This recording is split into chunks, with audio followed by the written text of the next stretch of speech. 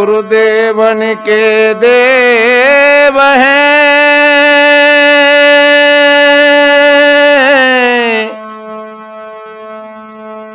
गुरु से बड़ा न कोई,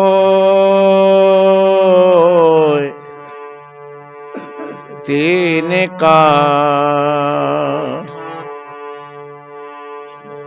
गुरु की कृपा कटाक्ष से बुद्धि भ्रम नहीं हो। गुरु की कृपा कटाक्ष से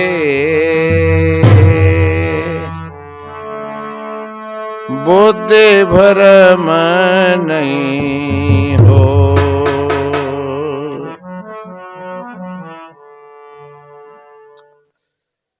विश्व वंदनीय संत सम्राट सदगुरु कबीर देव,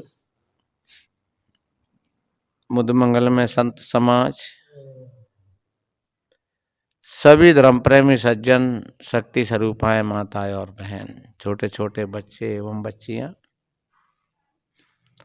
बड़े ही परम सौभाग्य की बात है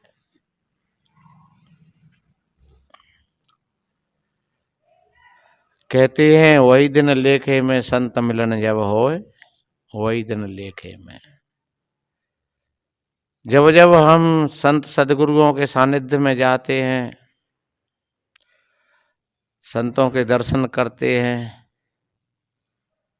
सत्संग करते हैं, ध्यान करते हैं, भजन करते हैं,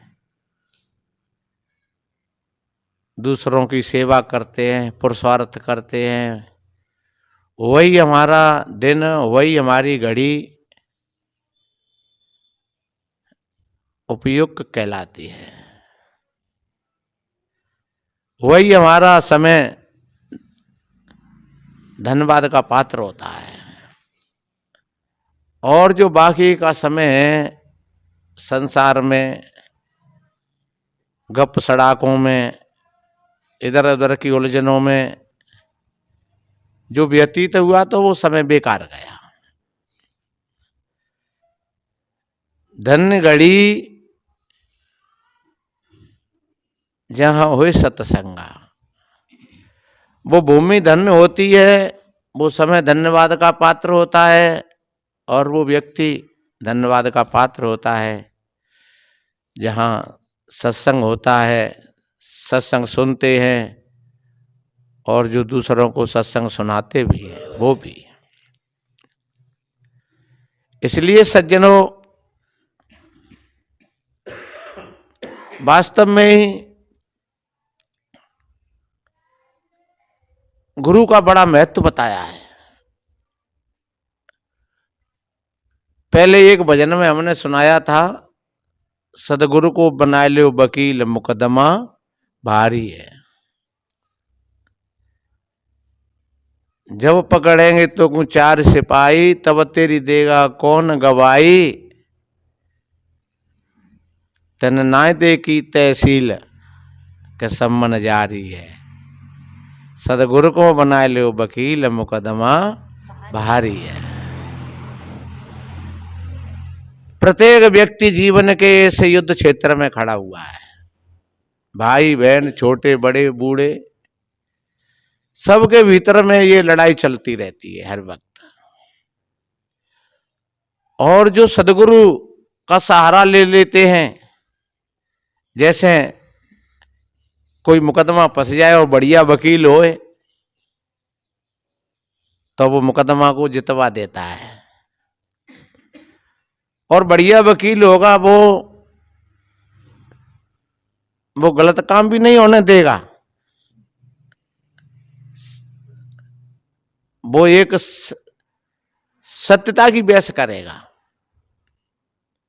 इसी तरीका से अध्यात्म मार्ग में भी जो सदगुरु वकील होते हैं, और जो आपके मुकदमा की फाइल उनके पास में होती है, तो फिर वो एक अच्छा रास्ता बताते हैं, अच्छी कानून बताते हैं, अच्छी अकल बताते हैं कि देखिए इस तरीका से तुम अपने इस दाव को तुम जीत सकते हो, पीट सकते हो। और जो समझदार भाई बहन होते हैं वो सदगुरु संतों से सलाह लेते हैं, फिर हर विषय पर सलाह लेते हैं। शरीर में कोई परेशानी है, रोग है, तब भी पूछ लेते हैं। कोई व्यवहारिक समस्या है तो भी पूछ लेते हैं। और जहां तक होता है वहां तक वो समाधान का प्रयास करवाते हैं कि भैया इस तरीका से समाधान हो जाए। सदगुरु संतों का बड़ा सहयोग होता है। एक कहानी है, सुनी होगी कभी। बताते हैं कि एक गुरु कुछ पैसों से ज्ञान देते थे। आप सोच रहे होंगे कि भैया पैसे से ज्ञान मिल देते हैं तो वे कैसे गुरु होंगे। वैसे पैसों की चीज फायदा करती है। कभी कभी हमने ऐसा भी देखा है, कोई लोग हमसे पूछते हैं महाराज, वैसे हम कोई वैद्य नहीं है, डॉक्टर नहीं है, फिर भी कोई लोग पूछते हैं तो हमने कहीं से पढ़ा है या सुना है, समझा है कि भैया ये दवाई ले लेना, ये रोकड़ी ले लेना। और फिर महीना 2 महीना बाद में वो मिले, बोले महाराज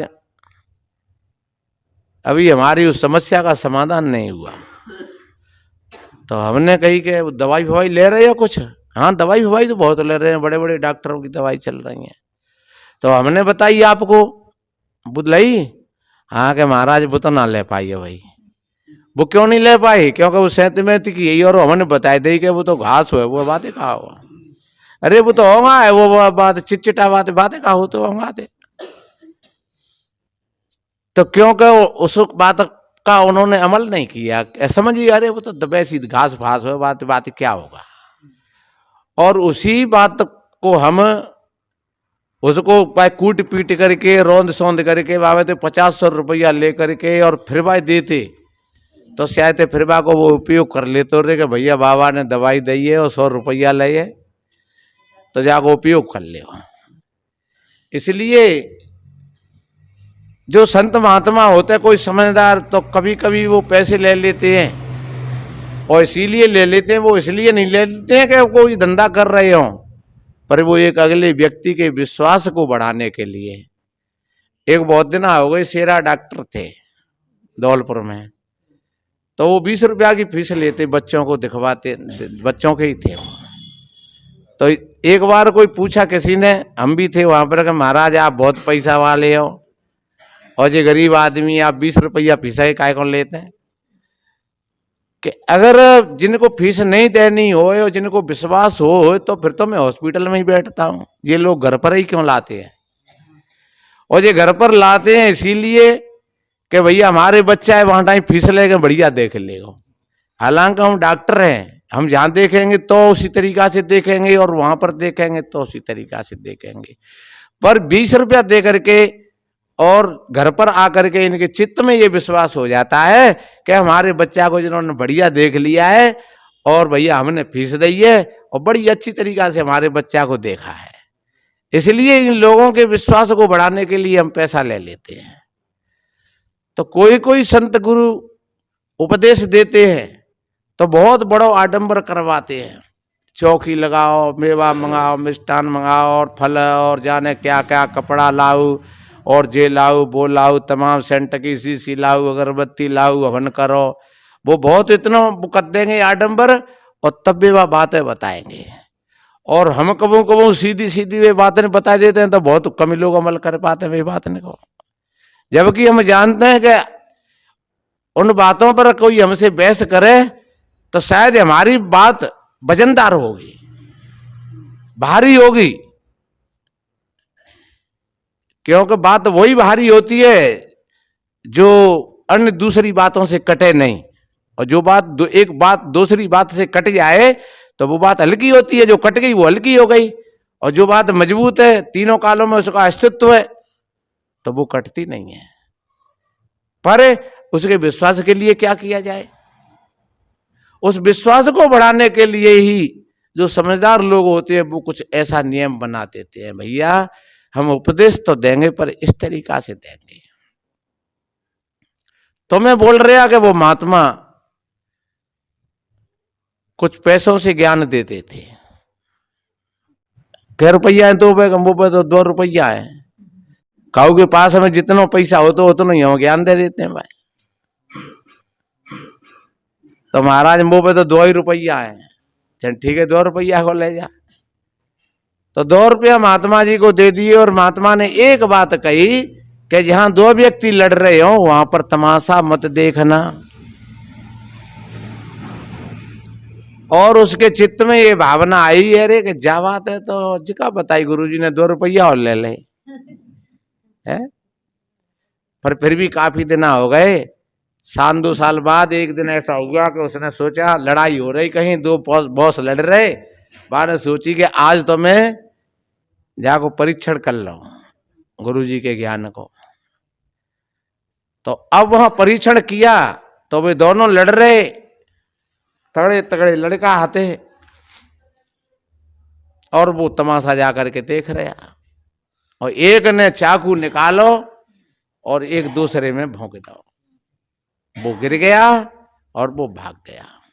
इतने में पुलिस आ गई वहां पर। कौन कौन कौन कौन लोग आए, बोले महाराज यही देख रहे हो बहुत देते यहां खड़ा हुआ।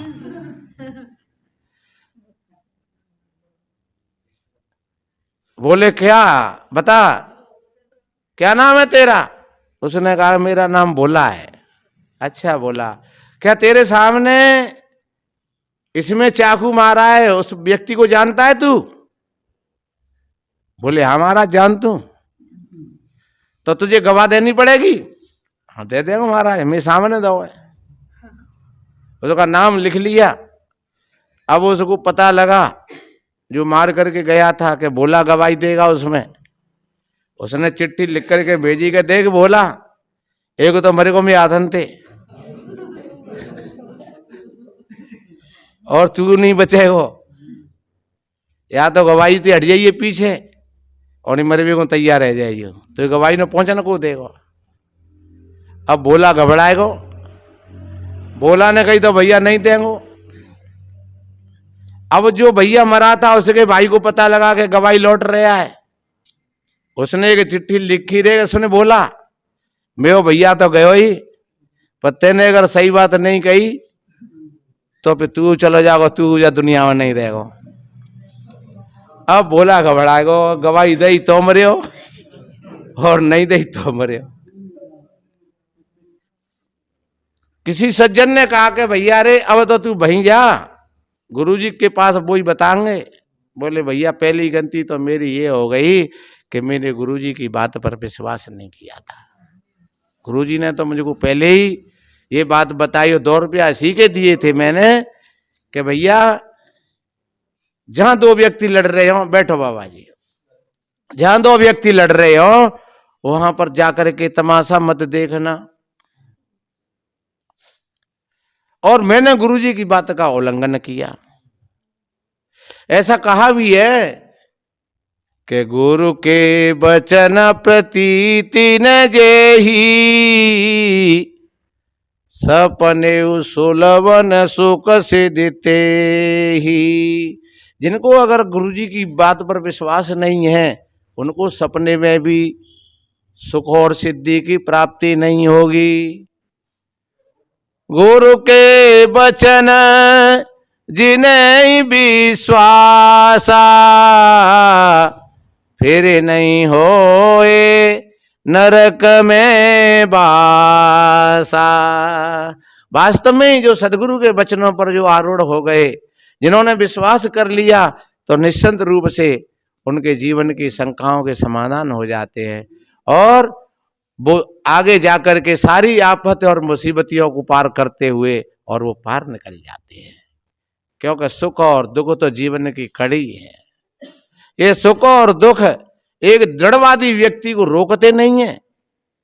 विश्वासवादी व्यक्ति होता है वो आगे निकलता हुआ चला जाता है। ये दुख और सुख के कोहरे को चीरता हुआ और वो आगे निकल जाता है। जाकर के वो गुरुजी के पास पहुंचा और गुरुजी से उसने अपनी बात बताई कि गुरुदेव बचाओ, गुरुदेव बचाओ, गुरुदेव। बोले बात क्या है रे? बोला बोले गुरुदेव मैं 1 साल पहले आपसे 2 रुपया को ज्ञान ले गए हो और मैंने उसका परीक्षण किया, थोड़ा विश्वास कम था, तो मैंने जाकर के वो तमाशा देखा, 2 लोग लड़ रहे थे। अब बात ऐसी ऐसी है, अब आप बचाएं तो मैं बच सकता हूं, अन्यथा दुनिया में मेरा कोई बचाने वाला नहीं है। गुरुजी ने कही तो भैया अब ये 2 रुपया की ज्ञान पर तुझको विश्वास नहीं हुआ तो अब तो भैया बहुत रुपये को ज्ञान काम करे ओजा में। तो गुरुजी अब कितने रुपये को ज्ञान काम करेगा? के अब तो कम से कम 20,000 रुपया को ज्ञान काम करेगा। जाओ ले आओ 20,000 रुपया, बचा लेंगे हम तुम्हें। अब बेचारो बड़बड़ा डोले, एक तो भोला गरीब आदमी कौन देता है। बेचारा घूम घाम करके फिर गुरुजी के पास आया, तारीख पढ़ने का समय आ गया, 1 दिन ही शेष बचा था। तब आकर के और गुरुजी से कहा कि गुरुदेव 20,000 रुपया तो मुझको किसी रिश्तेदार ने नहीं दिए, किसी मित्र ने नहीं दिए, पर मैं वादा करता हूं कि जब तक मैं जीऊंगा मैं आपका पानी भरूंगा और आप मेरी मदद कीजिए, आप मेरी सहायता करिए। तो संत तो दयालु होते हैं, संत हृदय नवनीत समान। संत का हृदय ऐसा हृदय होता है कि वो दूसरे के दुखों को देख करके पिघल जाता है। भोला के हृदय को देख करके, भोला की आंखों में आंसू दिखे, गुरुजी ने कहा तू चिंता मत करे, मैं बताऊं तुझे, कल तू तारीख पे जाएगा और जज साहब जब पूछे कि क्यों भोला बता, तेरे सामने इस भाई ने चाकू मारा था उसमें, तो तू बोल देना भय। वो फिर कहेगा कि बता, तो फिर कह देना भय। वो फिर कहेगा तो फिर कह देना भय। और वो जितनी बार कहे तू और कुछ मत कहना, बस भय भय भय, बस यही कहते चला जाना। अब उसको गुरुजी की बात पर विश्वास हो गया। अब तारीख पड़ती और आवाज लगी, हाँ भैया, भोला भैया आ जाए अपनी तारीख पर। भोला को पेश किया, वो भैया खड़ा हुआ है। जज साहब ने पूछा क्या इस व्यक्ति ने चाकू मारा था? अमुक व्यक्ति के। और भोला कहता है भय। अरे भय की बात नहीं है, बता चाकू मारा क्या? बोले भय। बोले सही बता? बोले भय। जज साहब ने कहा कि भगाओ इसको, ये तो पागल है, भगाओ, इसकी गवाही नहीं लगेगी। सो भोला भाजो भाते जाके गुरुजी के पास पहुंचो और गुरुजी से कही कि हाँ जय हो गुरुदेव की, जय हो गुरुदेव की, गुरुदेव जी बचा दिया आपने, बचा दिया आपने। गुरुजी ने कही तो 20,000 रुपया दे, और वहां ने कही भय। अरे क्या भय भय कर रहे हैं यहाँ, पैसे दे 20,000 रुपया, भय। अरे के भाई मंत्र हम पे चलाए रहो। ओ गुरुदेव, जब आपका मंत्र जब फांसी के फंदा से छुड़ा सकता है तो फिर 20,000 रुपए की क्या बात है। और उसको बरी कर दिया। ये होते है सदगुरु की कृपा। सज्जनों, वास्तव में बिना गुरु, बिन गुरु होए के ज्ञान, ज्ञान को होए बैराग, बिन चले ही न चल बिन नाव, कोटि जतन पच पच मरे। जैसे पानी के बिना नाव नहीं चलता है, पानी चले, नाव चलेगी तो पानी में चलेगी, पानी के बिना नाव नहीं चलती है, इसी तरीका से बिना सदगुरु के ज्ञान भी नहीं होता है। और सज्जनों, जो सदगुरु संतों से ज्ञान लेकर के उनकी बातों का ठीक अमल करते हैं श्रद्धा से, प्यार से, तो वो दिनादिन बढ़ते हुए चले जाते हैं और उनके जीवन की शंकाओं का समाधान हो जाता है, कहीं कोई अटकाव नहीं रहता है। और जो भाई बहन इस चीज को नहीं समझ पाते हैं उनका जीवन बिगड़ जाता है। इसलिए मेरे बहन भाइयों, मैंने निवेदन किया कि वास्तव में बिना सदगुरु के, जैसे ऐसा कहा है शास्त्रों में जैसे घर में बिना दीपक के प्रकाश नहीं होता है, गृह दीपम, घर में अगर दीपक नहीं है और अंधेरी रात है तो उस घर में तुम्हें कोई जरूरत पड़ती है कुछ देखने की, उठाने की, लेने की, देने की, खाने की, पीने की, तो बिना प्रकाश के उस घर में कैसे काम चलेगा? तो बिना दीपक के घर में अंधेरा रहता है। तो एक बाहर का घर है और ये हमारा हृदय भी घर है। जैसे रात्रि में अगर चंद्रमा नहीं होता है तो वो रात्रि भयानक लगती है, और उस रात्रि में जब चंद्रमा का प्रकाश होता है तो वो रात्रि कितनी सुहावनी लगती है। कहते हैं कि चंद्रमा शीतल होता है, उस चंद्रमा से ही रात्रि की शोभा है। इसलिए जैसे चंद्रमा के बिना रात्रि सूनी है, दीपक के बिना ग्रह सूना है, घर सूना है, ऐसे ही बिना ज्ञान के हमारा हृदय भी सूना है। सस बिन सूनी रैन ज्ञान बिन हृदय सूदो, और कुल सूनो बिन पुत्र पात बिन तरवरो सूनो, गज सुने बिन दंत हंस बिन सागर सूनो, और घटा सूनी बिन दामिनी, कहत विक्रम दैत्य सो घर सूनो बिन कामिनी। सज्जनों, इसी तरीका से जैसे रात्रि की शोभा चंद्रमा से होती है और रात में घर की शोभा दीपक से होती है, ऐसे ही प्रत्येक भाई बहन के हृदय की शोभा ज्ञान से होती है, और वो ज्ञान मिलता है सद्गुरु संतों से। तथागत भगवान बुद्ध कहा करते थे, अप दीपो भव। हे मेरे प्रिय भाई बहनों, तुम स्वयं अपने अपने दीपक बनो, तुम स्वयं अपने अपने दीपक जलाओ, क्योंकि अपना ही प्रकाश काम देगा, दूसरों का नहीं। चाहे भले ही सदगुरु का अंडा हो, पर वो सदगुरु का अंडा भी ज्यादा तुम्हारे काम का नहीं है। उस सदगुरु के अंडा के प्रकाश में तुम कब तक बैठे रहोगे? आखिर तो तुमको अपना ही प्रकाश करना पड़ेगा। तुम्हारे पास हमें सारी सामग्री है, सारी चीजें हैं, तेल भी है, बत्ती भी है, दीपक भी है, सारी चीज तुम्हारे पास में है। बस कहीं से एक चिनगारी कहीं से मिल जाए, किसी सदगुरु से एक चिनगारी मिल जाए तो बस जल गया तुम्हारे हृदय का दीपक, और आपके हृदय में हो गया प्रकाश। कहते हैं मन मंदिर निर्मल हो जाई, ज्ञान का दीप जले मेरे भाई, तब अज्ञान तिमिर हट जाई। अरे तू अमृत आप है, सब भ्रम को दूर अठाए ले, जा सतसंगत गंगा में आए के डुबकी आज लगाए ले। इसलिए मेरे बहन भाइयों, हमने थोड़ी सी चर्चा करी। वैसे आज का लॉकडाउन है और हम तो निवेदन करते हैं कि आप इसी तरीका से अपने मन पर लॉकडाउन लगाइए। जैसे जरूरी काम हो रहे हैं, बताते हैं डॉक्टरों की दुकान खुली है, दवाइयों की दुकान खुली है, और दूध और साग सब्जी वालों की दुकान खुली है, तो ऐसे ही जरूरी कामों में हम अपने मन को लगाएं। ये फालतू में नहीं, जैसे बाजार में भीड़ टक्कर खा रही है, चल मेरे इतने भैया इतने भैया इतने भैया, इसी तरीका से हम भी टक्कर खाते रहते हैं। हमारा मन भी भीड़ में भटकता रहता है, चले तको चल तको चले तको। तो हम जैसे बाजार में लॉकडाउन लगा हुआ है, इसी तरीका से हम अपने मन पर भी लॉकडाउन लगा करके रखें।